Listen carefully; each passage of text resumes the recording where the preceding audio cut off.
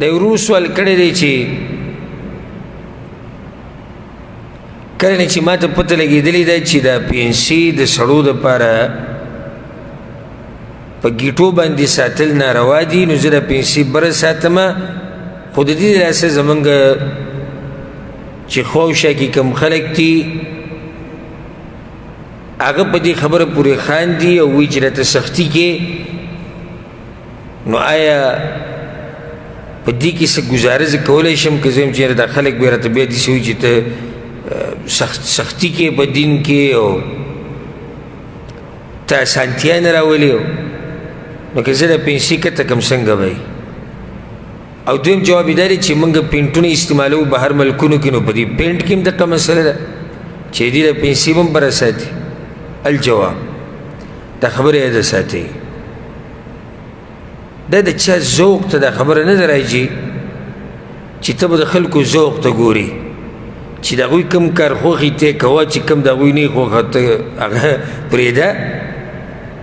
خبره د الله د شریعت سره تعلق ساتي یو کار الله امر کړی د واجب دی دا به کې د یو کار نه منع کړی حرام دی د هغې نه به ځان منع کې فقط بس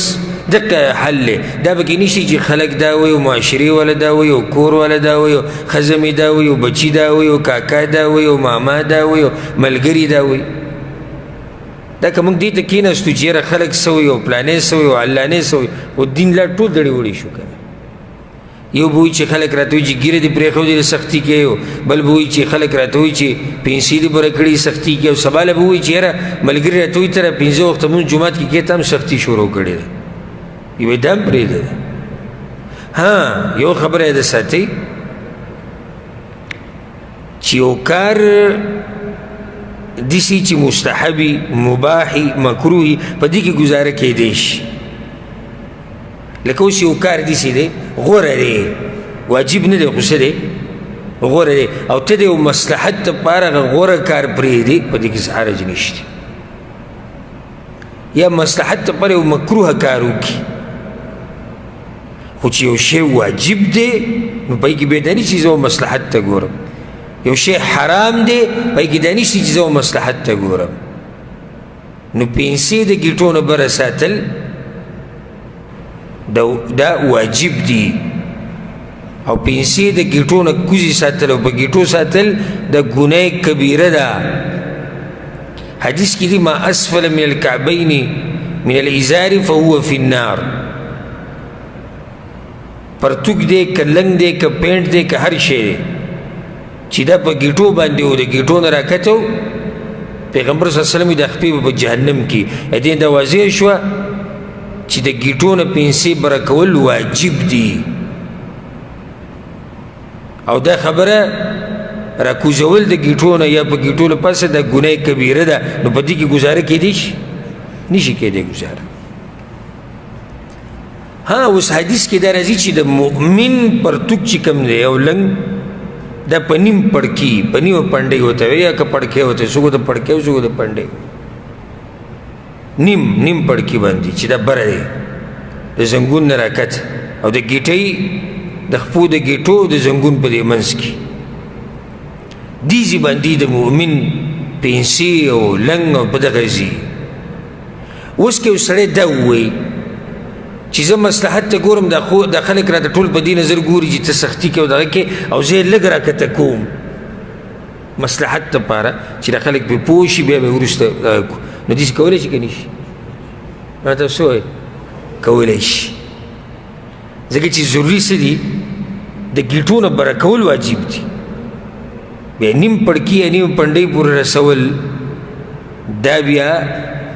غوره دي نو مته اوس اکثر مخکې وایي که چې اوس یو کار غوره دی او ته یې پرېږدي د مصلحت دپاره په دې کې بیا څه حرج نشته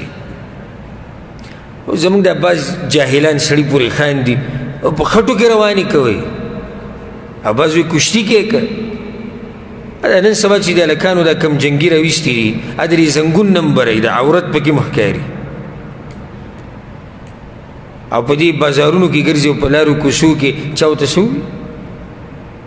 خو چې د پیغمبر صلی الله علیه وسلم په طریقه عمل کې او پنسي دې بره کړي نو بیا هر یو ورته ګوري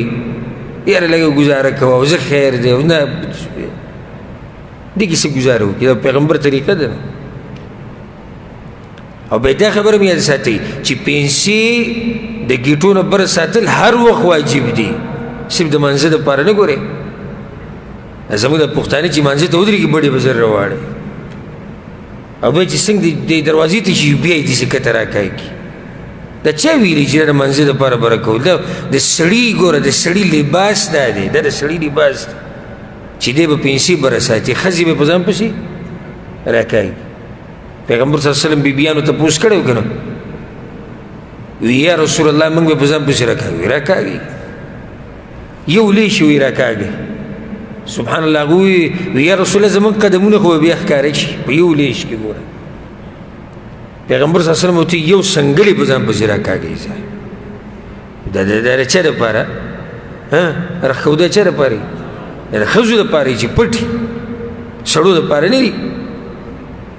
اوس سړی لګي په ځان پسې پیسې راکاږي او کشار یې جوړ کړی دا د ښځو سره مشابهت هم دي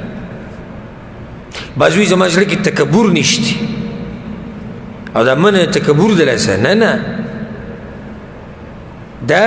منه هر وخت ده او چې ورسره تکبر شو نو بیا د ګناه ډبله شوه ورسېدی په دې مسله باندې افضل کار کې سړی پرېږدي بس خبره نه ده لکه شیخ الاسلام ابن تیمیه رحمه الله مجموع الفتاوی کې مثال ذکر کړی په دې ډېر ښکلی اوس په مانځه کې ګوره د سورې فاتحې سره د بسم الله په زوره ویل جایز دي کله نه کله کې څوک وایي ثابت دي خو اوس یو قوم دی چې هغوی ته دا مسله نه ده معلومه او ته په مانځه ودرېږي بسم الله الرحمن الرحيم الحمد لله رب العالمين ټول ته به ناشنا ښکاري چې دا څنګه د بسم الله په زور یو سړی وایي دا کار پرېږدم په زور یې مه وایه روی وایه صحیح ده او هېڅ خبره نه ده هم ثابت دي دغه هم ثابت دي نو بعضو کارونو کې ګزاره کیدی شي خو بعضو کې نشي کیدی والعلم عند الله